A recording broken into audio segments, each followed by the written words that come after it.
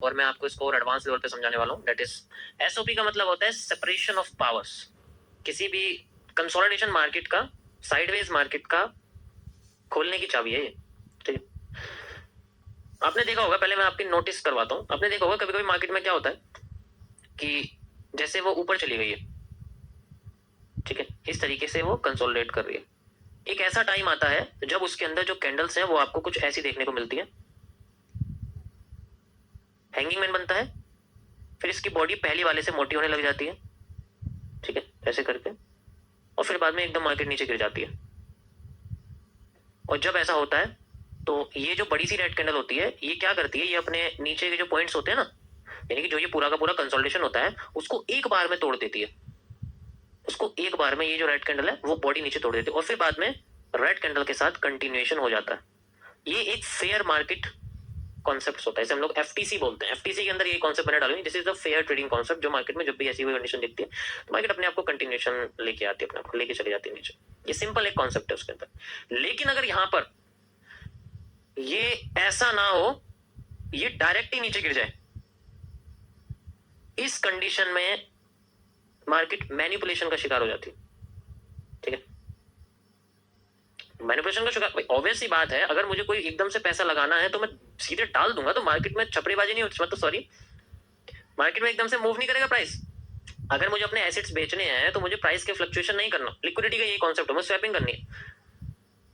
तो यहां पर ये एकदम से नीचे गिर रही है, और जितने पॉइंट्स थे, जो आपको मैंने दिखाए, ये डायरेक्टली क्रॉस कर रही है। This is not a fair trading concept, ये मार्केट का फेयर मूव नहीं होता।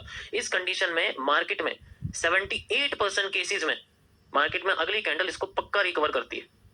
या तो सिंगल कैंडल करेगी या टुकड़ों में करेगी, करेगी जरूर, करेगी जरूर, ऐसा हो ही नहीं सकता ये करे ना। एग्जाम्पल, यहां पर इतनी देर से जो ये कंसोलिडेशन हो रहा था मार्केट का, इस जगह पर इसने डायरेक्टली क्रॉस करा इसको, तो अगली कैंडल बनी ही नहीं, इतना टाइम ही नहीं दिया, वरना तो अगली कैंडल बनती। अगली कैंडल बनी ही नहीं और अपने आप को ऊपर लेके चलेगी, तुरंत रिकवर कर दिया, और इस कंडीशन में वो रिवर्स कर जाती है, पोजीशन उसकी रिवर्स हो जाती है, मैनिपुलेशन का जब शिकार होती है। टाइम ही नहीं मिला इसे तो लेने का, टाइम ही नहीं मिला। तो ये खतरनाक होता है किसी ट्रेंड के लिए, ज्यादा बड़ी कैंडल का बनना हमेशा खतरनाक होता है। वो अगर एकदम से बन जाएगी बड़ी, तो उसके लिए वो टुकड़ों में आनी चाहिए, सेपरेट होनी चाहिए, ठीक है। सेपरेट होके गिरेगी तो बहुत अच्छा मूव आएगा, अगर सेपरेट होके नहीं गिरेगी तो टुकड़ों में जाएगी और फिर रिवर्स करने की कोशिश कर सकती। इसके कई सारे रीजन आपको दिखाऊंगा कि कहां बड़ी कैंडल आपको रियल दिखेगी, कहां बड़ी कैंडल आपको फेक दिखेगी। कहीं भी ऐसा नहीं कि कहीं भी बनेगी, लेकिन ज्यादातर कंडीशन में ये कैंडल जो होती है वो फेक होती है। अब अगर मान लो बड़ी कैंडल बनी, तो है बड़ी कैंडल बनी है, मान लिया हमने कि बड़ी कैंडल हमारी बनी हुई है, ये हमारा एक कंसोलिडेशन का एरिया। देखो ये सब चीजें कंसोलिडेशन में, अगर कोई बड़ी कैंडल बनी है और वो विद इन द पैटर्न बनी हुई है, उसने क्रॉस नहीं करा, लेकिन वो बाकी सब कैंडल के साइज से, जो एवरेज कैंडल का साइज था वो करीब इतना था, भाई ऐसी कैंडल बन रही थी, मान के चलो ऐसी कैंडल थी, तो उन सबसे ये कैंडल बड़ी है, लेकिन ये इतनी बड़ी नहीं है कि इसने लो को क्रॉस कर दिया, तब इस कंडीशन में ये टुकड़ों में ही मानी जाएगी। फिर अगली कैंडल अगर हल्की सी रिवर्स करती है, यानी कि ग्रीन कैंडल यहां बनती है, ठीक है, ऐसे करके अगर ग्रीन कैंडल बनती है, तो फिर बाद में अगली कैंडल प्रोबेबली इतनी ही साइज की बनती है, और वो फिर बाद में ऐसे बन जाती है। और मैं इस चीज की श्योरिटी देता हूं, आप लोगों ने ये चीज नोटिस करी होगी। अब हमें कैसे पता लगेगा कि हमें अगर एंट्री वगैरह मिलती है, अगर मैं बात करूं ऐसे ट्रेडर के कॉन्सेप्ट से कि मैं एंट्री वगैरह कैसे मिलती है। एक प्योर एंट्री मार्केट में तभी मिलती है जब मार्केट में इस तरीके का स्ट्रक्चर हमें देखने को मिलता है, व्हेन आईएफसी इज फॉर्म्ड, ठीक है। तो यहां पर अगर हमें देखने को मिलेगा तो इनिशियली हमें पता लग जाएगा कि मार्केट में अगर मूव आने वाला है, तो इसके लिए हमें एक special type of separation of powers का कॉन्सेप्ट यूज करते हैं। इसमें क्या होता है कि अगर कोई मार्केट ऊपर जा रही है और वो नीचे गिरती है, ठीक है, तो उसके नीचे गिरने की जो कैंडल है वो जितना ज्यादा छोटी छोटी होकर गिरेगी, वो उतना ज्यादा पावरफुल होगी, वो और भी ज्यादा पावरफुल हो जाएगी। उसे बस क्या करना है, अपने आप को रेंग रेंग के किसी ब्रेकडाउन तक लेके आना है, और जब वो ब्रेकडाउन तक आएगी तब एक बड़ी सी कैंडल अगर बना देगी, when we have a powerful candle, और ये one of the most accurate candle होती है, ठीक है, one of the most accurate candle होती है। टुकड़ों में आनी चाहिए, अगर टुकड़ों में नहीं आ रही है ना, डायरेक्टली जा रही है, तो फिर हमेशा, मतलब ऐसा नहीं हो सकता काम नहीं करेगी बड़ी कैंडल, ज्यादातर केसेस में काम नहीं करेगी, बहुत कम केस होंगे जिसमें काम करती हुई हमें दिखेगी। इसी तरीके से ग्रीन कैंडल होती है, वो टुकड़ों में आनी चाहिए और फिर बाद में अपने आप को। दूसरी कंडीशन क्या है, किसी ट्रेंड के कमजोर होने की, सेपरेशन ऑफ पावर्स में एक कंडीशन मैंने इसके अंदर डाली है, ये तब है जब मार्केट में हमें रिवर्सल चाहिए होता है, ठीक है, बाकी इसका मूव आप सप्लाई डिमांड के कॉन्सेप्ट से मेजर कर सकते हैं। अब मैं आपको बताने वाला हूँ कोई ट्रेंड कमजोर कब होने लगता है, कि किसी ट्रेंड की वीकनेस कैसे पता लगती है कि वो वीक हो रहा है।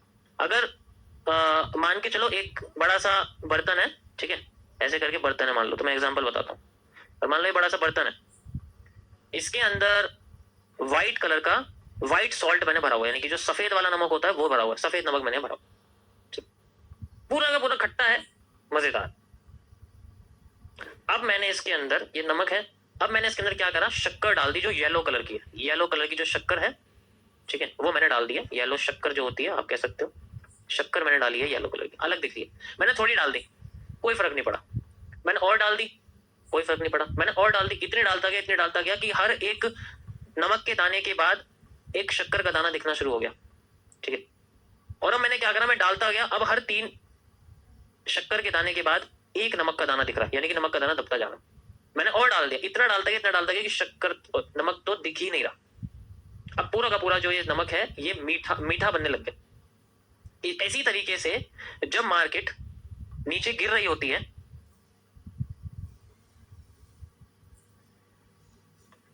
तो चुपके से बीच में ग्रीन कलर की जो ये नमक, जो ये शक्कर है, मीठी मीठी जो कैंडल है, ये आने लग जाती है और ये बड़ी मिठास होती है। जलपरियां जिन्हें हम लोग बोलते हैं, ये जलपरियां जो होती है मिठास वाली शक्कर होती है, ये बड़ी लुभावनी लगती है, लेकिन एक्चुअल में मार्केट को उठाती नहीं है जब तक पूरी सप्लाई ना हो जाए। मान के चलो मैं सप्लाई डिमांड यूज ही नहीं कर रहा, सप्लाई डिमांड, तो इसमें क्या होगा, अगली बार इस ट्रेंड के हिस्से होने लग जाएंगे। ये इतनी गिरी थी, अब अगली बार इसके टुकड़े होने की चांसेस ज्यादा है। अब मार्केट जब गिरेगी तो अगली बार जल्दी ग्रीन कैंडल आनी शुरू हो जाएगी, और आएगी और आएगी, और फिर बाद में इसके अंदर ग्रीन कैंडल आनी शुरू हो जाएगी, फिर ग्रीन कैंडल आ जाती है, और फिर शायद 1 या 2 अपने साथ एक और भाई बहन को लेके आ जाती है, ठीक है। और फिर बाद में दोबारा से जब मार्केट नीचे गिरना शुरू करती है और लास्ट बार गिरती है, तो फिर बाद में ये एकदम से धावा बोल देती है इस तरीके से, और धावा बोलती जाती है, बोलती जाती है, बोलती जाती है, और फिर बाद में जब ये रिवर्स करती है तो इस बार दोबारा से नमकीन होने के लिए मना करती है, और फिर बाद में अपना जो ये वाली डिमांड है वो डबल कर देती है। इस तरीके से मार्केट में कैरेक्टर चेंज होता है।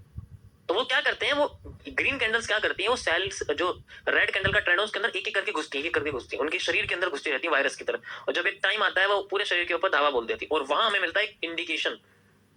इंडिकेशन वो पैटर्न होता है जो उसको एनगल्फ करता है, एनगल्फिंग जो होती है वो इंडिकेशन। हर बार मैं जब भी देखो, मैं हर बार क्या बोलता हूँ कि जब मार्केट उठेगी तो बुलिश एनगल्फिंग आनी चाहिए, जब मार्केट गिरेगी तो बेश एनगल्फ। तो एनगल्फिंग का मतलब ही है कि तुम पूरी तरीके से दूसरे के शरीर के ऊपर चढ़ जाओ, उसको पूरा जकड़ लो, पूरे पावर उसके अंदर रख लो, तो वो सेपरेशन उस टाइम पे क्रिएट होती है।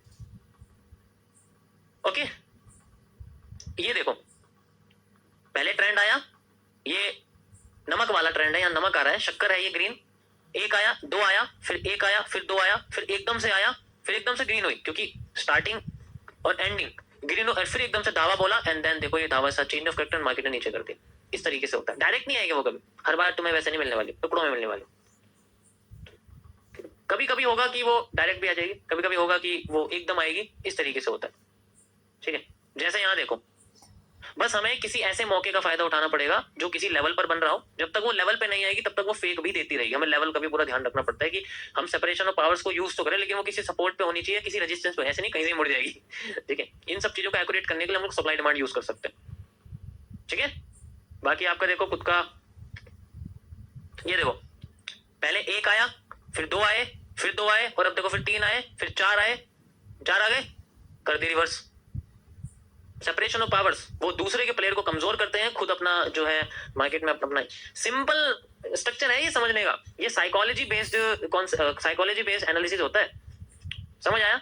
अब कुछ इंडिकेशंस होती हैं कि हमें किसी एरिया से पता कैसे लगेगा कि मार्केट में एक्चुअल में रिवर्सल आ सकता है, कैसे पता लगेगा। तो इसके लिए एक पैटर्न आता है, जैसे कि मैं आपको दिखाता हूँ कि अगर मार्केट में हमें अर्ली एरिया पता करना है, जैसे कि कोई एम बन रहा है, तो इस एरिया से कैसे पता है कि मार्केट नीचे ही आएगी, कुछ पैटर्न्स होते हैं। तो आज मैं आपको एक एमएमसी का दूसरा कॉन्सेप्ट बताने वाला हूं, that is known as the, ये सबको समझ में आ गया होगा। अब मैं आपको एमएमसी का दूसरा सब बताने वाला हूं, that is called a CCP के बारे में बताऊंगा, कॉम्प्लेक्स कैंडलस्टिक पैटर्न, जिसका नाम है A12।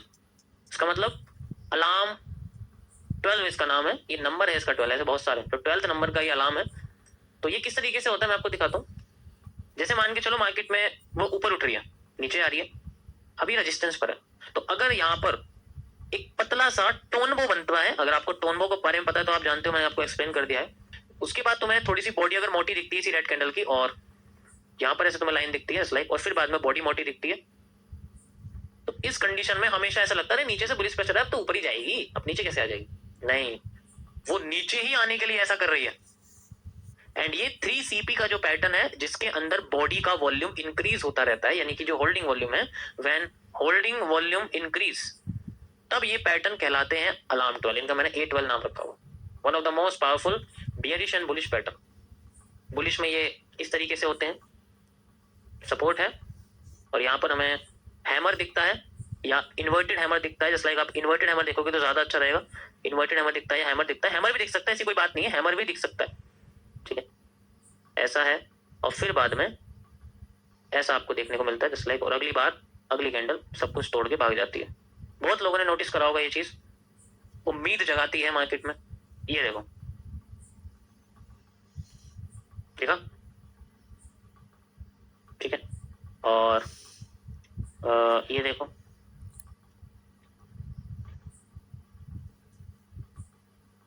ये देखो कंटिन्यूशन।